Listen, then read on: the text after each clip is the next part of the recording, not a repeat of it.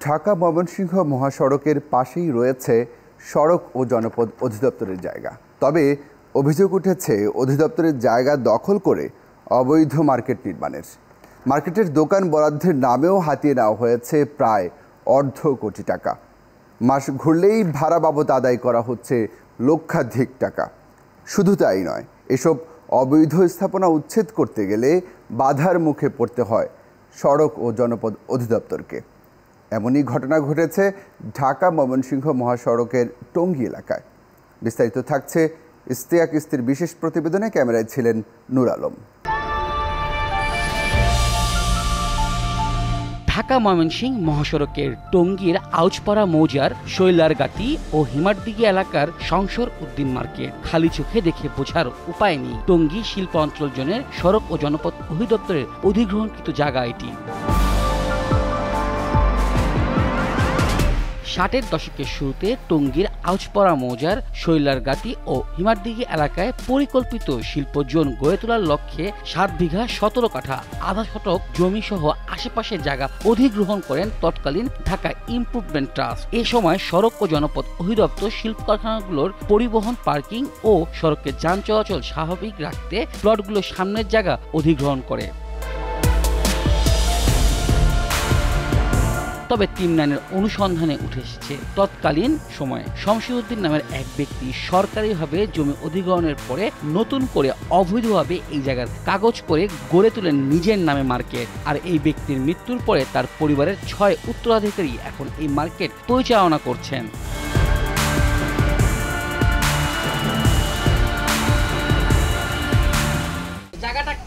আমি তো জানি সরকারি জায়গা মিজান মিয়া, আমাদের শমসুরউদ্দিনের ছেলে পেলে আর কি। আপনি তো জায়গা ভাড়া নিয়েছেন না? আপনার এগ্রিমেন্ট কপিটা দেখতে চাই একটু। কোনো এগ্রিমেন্ট নেই, আমাকে কোনো এগ্রিমেন্ট দেওয়া হয়নি। আমরা যখন দোকানদারি করি তা ভাড়া দেয়, এই পর্যন্তই ভাড়া দেয় 20-50 হাজার 1 লাখ টাকা মালিক নেয়। অনুসন্ধানে আরও উঠে আসে 2022-23 অর্থ বছরে শমশির উদ্দিন মার্কেটে অভিযান পরিচালনা করে মার্কেটটি ভেঙে দেওয়া হলে আবারও শমশির উদ্দিনের উত্তরসূরিরা উচ্ছেদকৃত মার্কেটের স্থানে 30টি দোকান নির্মাণ করে এবং জামানত বাবদ হাতিয়ে নেয় প্রায় 50 লক্ষ টাকা। এছাড়াও প্রতি মাসে তুলছেন দোকান প্রতি 10 থেকে 20 হাজার টাকা ভাড়া। অবৈধ জায়গায় মার্কেট নির্মাণের বিষয়টি উঠে আসলো এখানে দোকান ভাড়া নেওয়া দোকানিদের মুখ থেকেই। মোট 85% সরকারি একর করে নিছে। পুরো 81-র মধ্যে তো? হ্যাঁ, পুরো 81-র মধ্যেই আছে এখন। জি, পুরো 81। কারা কারা দখল করছে? এখানে সবসময় যাকে দেখি তিনি হচ্ছেন সিদ্দিক ভাই। দোকান আছে অনেকগুলি এবং বিশেষ করে যে গাড়ির কাউন্টারগুলো করছে এগুলো আছে এবং এই আগেও কয়েকবার এই মার্কেট ভাঙা পড়ছে। আমার অ্যাডভান্স বলতে কি নিজেরা করছি আর এমনি এই 2 লাখ টাকা কাছাকাছি।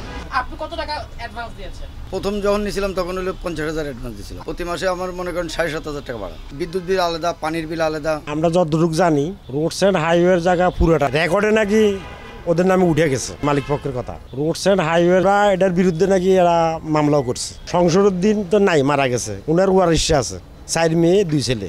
আমরা নিচে হলো আপনার মিজানুর রহমান। আমার ভাড়া হলো আপনার 12,000 মাসে। আমি 1 লাখ টাকা অ্যাডভান্স দিয়েছিলাম। এটা হলো সংসদের মেয়ের জামাই এবং সংসদের ছেলেরাই খাইতেছে। প্রতিদিন চান্দা হিসাবে ডেলি 500 করে এক দোকানতে উঠায়। আমি দিই 20,000 টাকা ভাড়া।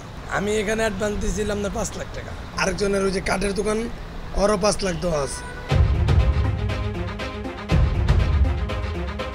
অবৈধ এই মার্কেটে কয়েকটি পরিবহন কাউন্টার রয়েছে। শ্যামলী পরিবহনের একটি কাউন্টারে এবার টিম 9-এর সদস্যরা কত টাকা দিয়ে ভাড়া নেওয়া হয়েছে এবং কিভাবে করে বিদ্যুৎ সংযোগ পাওয়া গেল এই প্রশ্ন করতেই কাউন্টারের কর্মী প্রতিবেদকের সাথে বাকবিতণ্ডা শুরু করে দিলেন। পরে জানা যায় এই ব্যক্তি এই অবৈধ মার্কেটের ক্যাশিয়ার হিসেবে দায়িত্ব পালন করছেন। কত টাকা অ্যাডভান্স নিয়েছেন আপনারা? এগুলো তো থাকে না ব্যক্তিগত ব্যাপার, এগুলো তো কেউ সরকারি জায়গাটার প্রমাণ কি? আপনি আমাকে দেখেন, আপনার কাছে কাগজ আছে এটা সরকারি জায়গা? আপনি আসছেন, আপনি আমাকে টাইম দিয়ে আসছেন।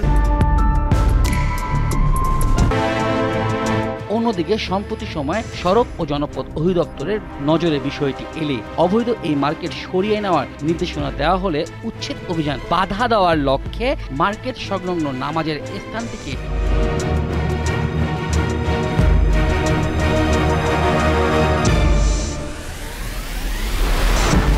পাকা মসজিদে রূপান্তরিত করার চেষ্টা করছেন মৃত শমশির উদ্দিনের নাতনি জামাই সিদ্দিকুর রহমান।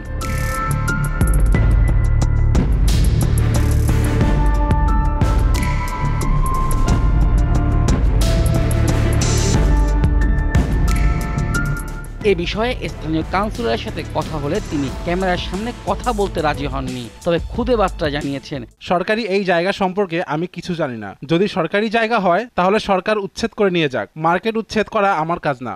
সড়ক ও জনপথ অধিদপ্তরের নির্বাহী প্রকৌশলী KM শফিউল আলমের সাথে এ বিষয়ে যোগাযোগ করা হলে তিনি ঊর্ধ্বতন কর্মকর্তার অনুমতি ছাড়া কথা বলতে পারবেন না বলে জানিয়েছেন।